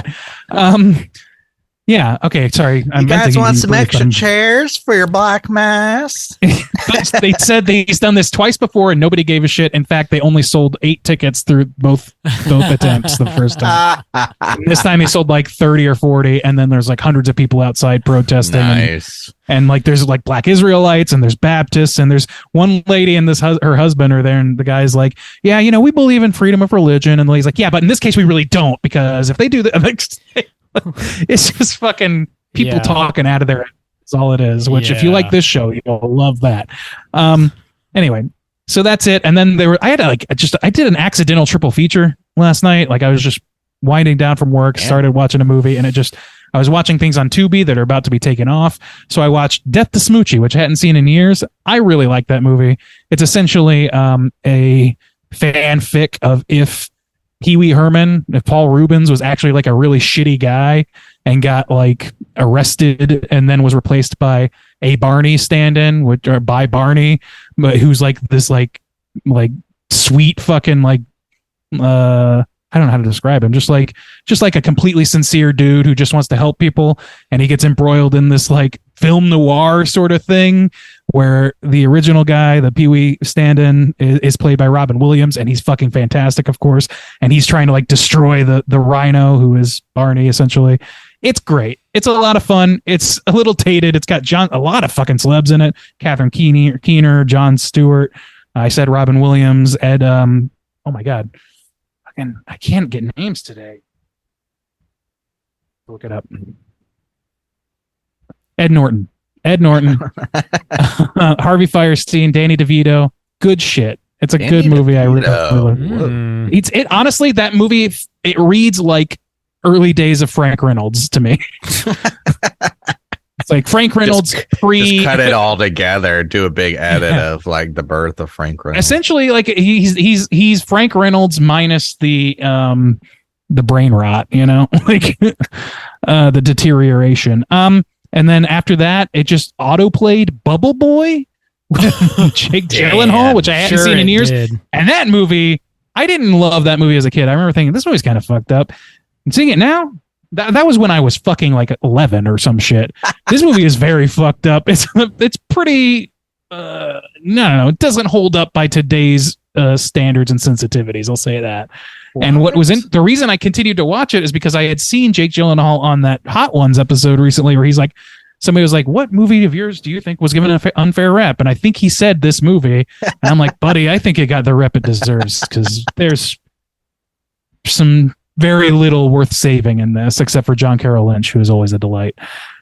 Man, and then all the movies that dude's been in, and that's the one he reached. I know. He's been in a lot of good movies. I think he kind of did it off the cuff and just kind of. He may have been even being glib. I'm not even entirely sure, because he kind of just offhandedly is like, "Oh, I don't know. I think Bubble Boy," and I mean that. And so like it could have been a bit. I don't know. But The Next Karate Kid was the last movie with Hilary Swank and of course Pat Not Moriarty. I forget how to say his last name. That was like a Karate Kid 3, right? Yeah, it was the 90s one. It's got the Cranberries in it. It's got monks. I remembered it being a whole lot fucking better than it actually is, but the nostalgia got me, so I enjoyed it. Okay. That's it for me. I used to watch that a decent amount as a kid. Oh yeah, it was on cable a lot, so I think that's where I got it. All right, Juice or whoever. Bob, I'm skipping you. So I watched a movie called Return to Seoul, which was I remember hearing about it last year. It was really big at several festivals, apparently, and I guess it got its wide release this year. And this is a really interesting movie. because it's about this girl who's born in Korea but is adopted before she turns 1 from a French family. Then in her early 20s, she takes a trip to Seoul. She doesn't speak any Korean. She doesn't know anything about Korea customs, or anything like that. And she's kind of talked into a little bit of like maybe kind of looking for her family. She didn't really like go with that intention. She's just kind of going on vacation. But then she ends up looking for her family. But she can't communicate with them in any way. So she's like going through these translators. And so it's this wild movie mixed with French, Korean, and then sometimes they try to communicate in like broken English. So it's fascinating in that point, because it's really fun too to see how like people translate things there, because sometimes she gets like really mad and like, tell him to fucking hate his ass or whatever, and the person's being like super respectful, and she's like, I don't think that she really wants to, like it's like super polite or whatever. So it's like funny, but it's also like a beautiful character study. It does a couple time jumps, and it kind of shows the progression of this woman as she kind of grows up and as she's kind of like learning about herself and her culture and stuff.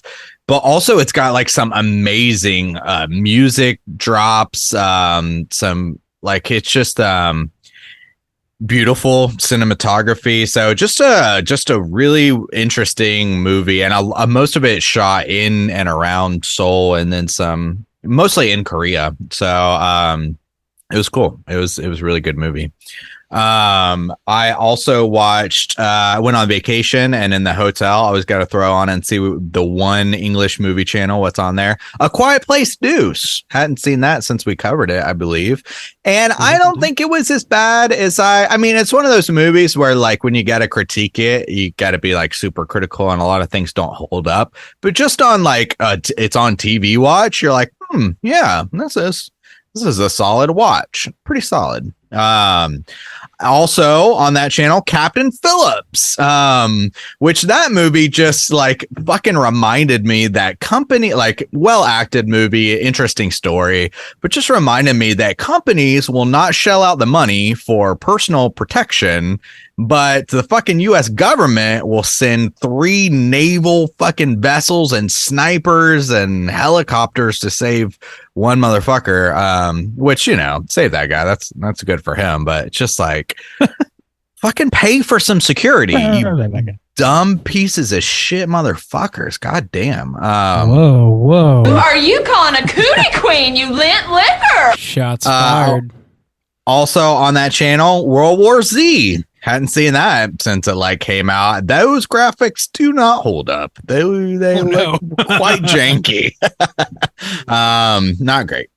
I finally also too, this is the last thing I watched. I got to see Oppenheimer finally, and we actually went to one like probably like the dopest theater I've ever been to watch it. I need to like throw some pictures, but it's like it has these like it's like neo-futuristic, and it's got the lights. It's got these like built-in suites to the wall.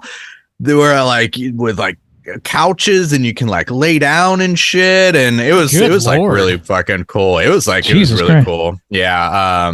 I'll throw up some pictures of that on Instagram or something. But yeah, it was good movie. Yabos, Florence Pugh. Thank God you got a bed along with the screening, Yeah. Yeah. Let's come with tissues and fucking lotion. Whoa. Oppenheimer style. But yeah, it was good. It was a good movie. I don't think it's my favorite Christopher Nolan film, but it was a good one for the year. And yeah, and then I'm super excited to watch. They had a stand-in. It doesn't come out until the 14th, I think, in Korea, the Teenage Mutant Ninja Turtles. But I'm super excited for it, and I did see a preview, and the animation looks fantastic. So hope to see that in a couple weeks. Bob, what have you been watching, my guy? A lot of shit. So I recently went to Austin, Texas, and I wanted to give a shout out to our boy Matt, who's been on the show a couple times. But he knew he had a friend that lives in Austin who has this giant Ouija board collection in his house, and he was kind enough to invite us over to show us around. His house is like a freaking museum, man. He's got so many awesome things like all mounted on the walls. He's got some like writing planchettes, which I hadn't really seen before. They got like wheels on the bottom. You put a pencil in the top, and it sort of like actually writes notes out. All kinds of like shit from, I don't know, like over 100 years ago up to like more recent stuff from like the 60s and the 70s. It was just really amazing to see. He's writing a book. He said he's got like 2 or 3 chapters to finish out, I think, before he's done. And it's going to be this like giant Ouija board Bible. So when that does come out, I'll try and mention it again. It'll probably be next year. In case you guys are interested in picking one up. Super knowledgeable, really interesting fellow. Cool as shit, man. I'm probably so haunted now after doing that. But Well, of course, here come the demons. definitely. Oh, there's something behind you. Oh, It's slightly blue in shade. It's a dead wet girl, I think. Looks like thousands of plastic boxes. I don't. Oh, that's where you're going. I also, got COVID again, so that was a lot of fun. Oh shit! You did? I didn't know that. Yeah. So I just Bob, thanks for telling your best friends. You need to keep us on top of your medical Get on charts, top buddy. of Bob, come on! I need a weekly update on your stool. Give me your stool samples. Careful what you wish for, buddy. Are you going to use that stool sample? Can I hang on to it? Yeah, have it. It's yours. All right, cool. I had a lot of time to watch shit. I won't go through everything.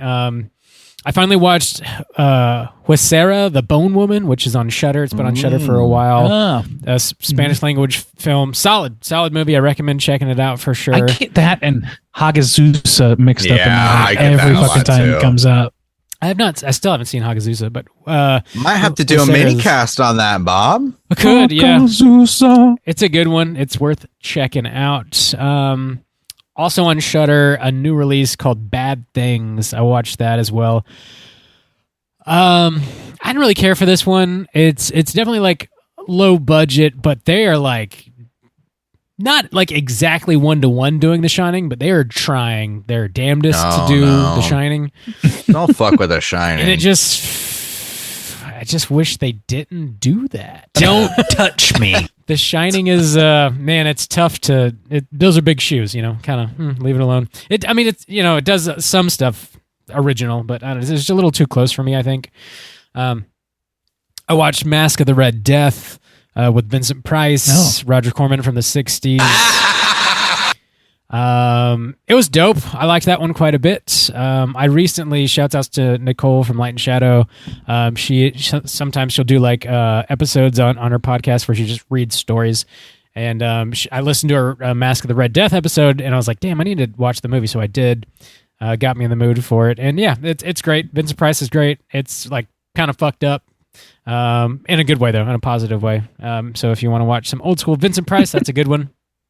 Fucked up in a positive way. In a positive way. I watched that Johnny Depp Amber Heard documentary on Netflix. It's like 3 episodes, I think, about their trial and stuff. I already know too much about those two people. Slumming it, Bob. What are you doing? Come on. Dude, I had time on my hand. Yeah, I guess that's true. Go watch some of the classic films of the You're world. a COVIDian this week. I give you a pass. World. Yeah. I wanted to hear him describe her shit, and he does. So that was, I know you do. Describe her shit? Yeah, she shit on his pillow. She shit on the bed. Oh. Okay, well, I now know and then one she tried to thing. blame it on the dog, but he's dog- like, that's human shit. The dog is like I think he said it's a 4-pound like teacup chihuahua or something, and it's like, a human shit isn't coming out of that dog. What'd you do if you came home and there was a human shit on your So plump, so I have a huge dog, so my first thought would be like, yeah, that came from my fucking dog for sure. But yeah, I said human shit specifically. Yeah, because I would be able to tell. He calls the shit a grumpy too, which I thought was fucking hilarious. Oh no! She I don't like knowing these things. She left a grumpy on Captain Jack Sparrow's pillow.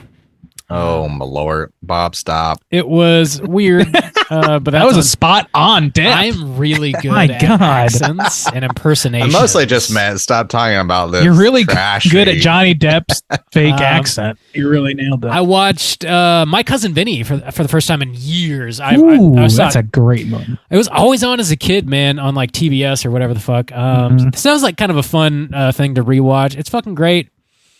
Like a comedy that I think holds up for the most part, but I definitely have some like nostalgia for it.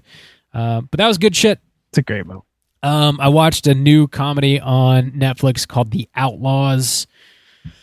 It's got Adam Devine in it. Pierce Brosnan is in it.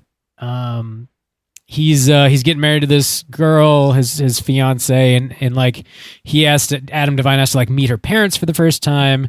And they're like bank robbers, and like hilarity ensues because he's the manager of a bank. It started off pretty funny, I thought, but like it's like not great. You probably skip it. It is luckily only 90 minutes though, and not a 2.5 hour fucking Netflix movie. There you go. I'll cut it off at that. That's enough. Pinch it off. I'm pinching off this grumpy. Let's jump over into our Hotline Screams.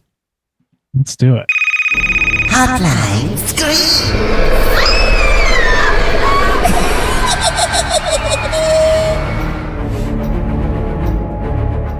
If you're listening, would like to call and leave a voicemail to be featured on next week's show, hit us up at 904-638-3231. We got 2 voicemails this week, both from first-time caller Jonathan. He got cut off and called back for a quick little wrap-up.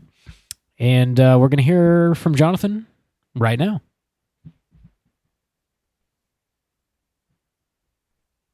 Hello, is the Straight Chilling crew. I'm sorry, my name is Jonathan. I'm from Ireland. Huge fan. Had a few beers. Loved your Prometheus episode. I'm a huge Alien nerd, and I just wanted to explain to you guys, not explain to you guys are legends. I wanted to tell you guys, right? There's a lot of stuff in Prometheus that makes no sense, okay? But I'm a bit of a nerd about this stuff, so, right, I'm going to clear up a few things, right? The egg chamber scene, right? Not the egg chamber scene, the black goo scene, right? That was originally an egg chamber scene, right? Because the movie was originally supposed to be just a following straight right through into Alien, end of the movie straight into what you see at the beginning of Alien. And then, of course, the studios got greedy. They were like, let's make more movies and make more movies, and none of it makes any sense anymore, right? So, the black goo essentially was not in the original movie. So that's why the whole black goo thing makes no sense throughout it, right? The big one, the head ripping scene, when they wake up the alien engineer, right? And he goes crazy and he rips David's head off, right? What the hell is that about, right? This is what it's about, right? So in the original script, that alien, that engineer is the space jockey that you see fossilized at the start of Alien with his chest bursted out, right? So what happened there is he has put himself into hypersleep because he's infected by a facehugger. He's been woken up by fucking 2,000-year-old fucking wrinkly man and a robot, a Guy Pearce and a robot. And so his actual reaction is, you have essentially killed me. So that's why he pulls his head off and goes, oh, you fucking crazy bastards. Oh, fuck you, you killed me. So, yeah, the end of the original draft of the movie, which was originally called Alien Engineers, was supposed to be that scene, and the engineer gets into his cockpit and tries to fly the ship away, and the chest burster comes out and he becomes fossilized, and that's what you see at the beginning of Alien. But Damon Lindelof decided to come in and fuck everything up and confuse everything and rewrite stuff, but leave important things in and not explain why those things were the. All right, let's go to round 2 of this. Hello, Straight Chilling Crew. It's me again, Johnny from Ireland. I was just finishing off my rant about Prometheus, and I just got cut off. Just wanted to say, love you guys. Love everything you do. You're fucking brilliant. Excellent. Keep it all up. And yeah, I would like to hear your opinions on Alien Resurrection. I think it's actually a steaming sack of dog shit and an absolute abomination in the Alien series. But give it a go. I think Juice will fucking love it. It's so fucked up. Love you guys. Johnny from Cork in Ireland. See you. Bye bye. Love you. Dude, we need to have more all the way from more Ireland. Irish folk, few beers deep. I loved that. Yeah, very complimentary. Let's keep that train rolling. I think the most important thing to take away from his voicemail is that we didn't say it, but he did. I guess we're legends. I mean, you know, so we're putting that on the back of our box. I'll tell you that. A drunk Irishman has never been wrong. It's true. Yeah. Famously, the Irish are right about everything. So, no, I thank you for calling. Johnny, right? Awesome. Am I getting that right? Yeah, Jonathan. Jonathan. Okay. Well, thank you for calling, man, and thank you for explaining all that. That's actually extremely valuable information that a competent podcast would probably have managed to cover. Actually, that makes a lot of sense, and would have been. You wouldn't need that giant facehugger at the end. Yeah. Like it could like burst out. You could have a like oh shit moment, and you could still have some scenes with like a xenomorph running around. That should have been like the first half of the movie, honestly. Yeah. Hey, I don't understand. Like he said that they changed the egg scene to the goo because the studios got greedy, and I'm trying to understand that because to me, I think if a studio is getting greedy and they're making a sequel to Alien, what they'd want is more of the first Alien, more recognizable shit from the Alien franchise. And they didn't, so I don't know if maybe that was a broader statement that he I guess the original ending, the way he made it sound, is like the end of Prometheus would be the beginning of Alien. So this way, it gives it more of an ambiguous. But they made a sequel. They went to Covenant or whatever. No, I know. I just don't understand. Like to me, it like doesn't like. There's no reason not to have those be eggs by doing. Like, sure. See what I mean? Like, so if you're gonna have something that causes a chest burster to arrive, you might as well make it the fucking eggs if you're the studio who wants to make the most money. Well, I guess you could have just like rewritten the ending, but I mean, a lot of the ending is motivated by the idea that it's black goo, because then they're like, well, we got to go see. Because the whole thing is like, well, I'm going to take this black goo and I'm going to destroy Earth again, because that's how we wipe the palate clean or whatever. And we're going to start again. And they're like, why do they want to kill us? Why do they do this? Let's go find out. Yeah, I don't know. It's all, I feel like that's the real issue, is that they're trying to extrapolate to create more entries. Either way, it's a mistake. It sounds like there's no reason to do it that way. That makes sense. Besides, I guess maybe it was a method of extending the shelf life of this as for more sequels, basically. Yeah. I was thinking more and more about that movie after I listened to our cast, and I was like, this kind of shits on more of like just the whole franchise in a lot of ways. Like the Queen, it kind of like negates the Queen in a lot of ways, and. Does it? I don't know. Like the black goo, like, you know, a queen takes a shot of the black goo, and then you get the queen alien, and there you go. That's sure. One of the many things that I didn't mention that I watched this past week was I revisited Alien Covenant.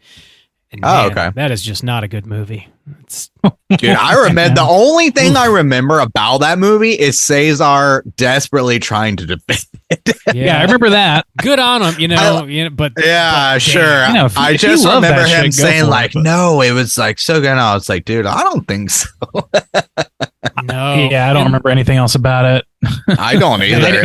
I didn't have Prometheus for context either, so I was really adrift in that. Oh, the end was like so broadcasted like when it I happens, don't you're even like, remember the end. I can't believe that's really the end. Like they did that. I remember there's one scene where Xenomorph's like on the wing of the plane, and I remember David talking a shit ton in a cave. Dude, that's like all I remember. There's a lot of David on David action. Just fuck. There's too much. Boy, too much. I think he like plays the flute or something. Or, dude, he plays the flute. He does. Which, you know, I'm gonna pay you $100 to fuck off. They pull over from Prometheus, but it's like lamer oof. when he does. It's just it feels very up its own ass. I wasn't a fan. But yeah, it would have made way more sense just to make a direct like prequel that goes straight into Alien. That would have been tight, like streamline the whole thing. Anyways. Good the way they did with fucking Rogue One, that was like, I don't know. People don't like that movie. I guess I liked it better than most of these stuff. I've heard I think it's every Star Wars that's existed since the first trilogy is like hyper division, you know, and that's why I don't care to usually have an opinion on it. But that's of anything they've made since the original trilogy, that's the one that I'm like, this was fun. Yeah, and it makes sense, and it like to me is additive to the original story in a small way. Yeah. So, I don't know. But yeah, thanks for calling, Jonathan. Good shit. Thanks for sharing. Thanks for clearing some stuff up. That is really good context to have, honestly. So yeah, thanks for calling in. More beer drinking Irish folks, or really just beer drinking any folks, call in. Yeah, anybody wants to call in drunk and has an axe to grind about a popular horror franchise, we welcome that. Yeah. Do you guys have any prompts you want to throw out for next week? What are we talking next about, week? Bob? It's going to be Hellbender. It's another Patreon pick from your boy Brandon. Okay. That's not one I know anything about. No. So in an effort to bring us something contextual. It is on Shudder still. It is made by the Addams family, which is an actual family with the last name Addams that makes movies, and they call themselves not the Snappy and the 1D Addams, not 2D, because the cartoon's 2D. Whoa, I want the double D. The double D, sorry, single D. Well, that's a bump for next week. But it's a mom and a dad and their little girl, and they make movies. So yeah, it's witchy. It's about witchy things. Okay. Oh, you're an evil tickle witch. Tickle witch, yeah. About tickle witches. Well, I don't know. Let's just because it's something I know. Let's talk. My prompt is going to be: tell me about your experience with J horror in the post Ring world. What's your fave? What's your undiscovered fave? What's your please avoid this at all cost movie in that subgenre? I want to know the ins and outs because I really have a pretty bare minimum scraping of that subgenre under my belt. Also, if anybody's listening and has seen the remake of Dark Water, call in and let us know how it was. I imagine it's not super good, but I'm curious. Also, call in if you are loving our Pirates of the Dark Water references and you're like, oh shit, I forgot about that show. Oh, and also call in if you've never heard that before, because I really want to know if you have no idea what that fucking is. Please call in if you are a pirate of the Dark Water and you have some treasure for us, some cybernetic treasure. You have some kind of pirate experience, if you are a drunken pirate, call in and let us know that you're a drunken If you are a Somali pirate, please call in. Or a pilot. Why not? Let's call do it in all. From the skies and let us know that you're drunk piloting. Let us know that you're to look at you and that you're the pilot now. We want to hear it all. If you're an engineer and you're listening and you're full of black goo, call in before you fully disintegrate so we can hear it. Please let us know if you are full of black goo, people. I can't say it enough. That's mostly we're just doing a Hotline Kings then. Yeah. Dude, if you've ever been a part of a black mass such as that Randy has been describing, call in and let us know about it. That would be tough. Just call. Just call. Please, just dear call. God. Please validate call us. The segment. Call. Call us and tell us how awesome we are, please. I decided that I'm lonely. The international legends, straight chilling. Call us if you want, if you want. 904-638-3231. We'll be back next week talking about Hellbender. Like I said, it is still on Shudder. Chosen by boy Brandon. Slam your eyeballs into it. Get ready for next week's show. Check us out on all the social medias. Search Straight Chilling Podcast, and you will find us. If you want to join in our daily Slack channel conversations, hit us up on one of those social media outlets, and I'll send you a link so you can do so. Until next week, as always, all you mother truckers, please keep chilling. Well, of course, here come the demons.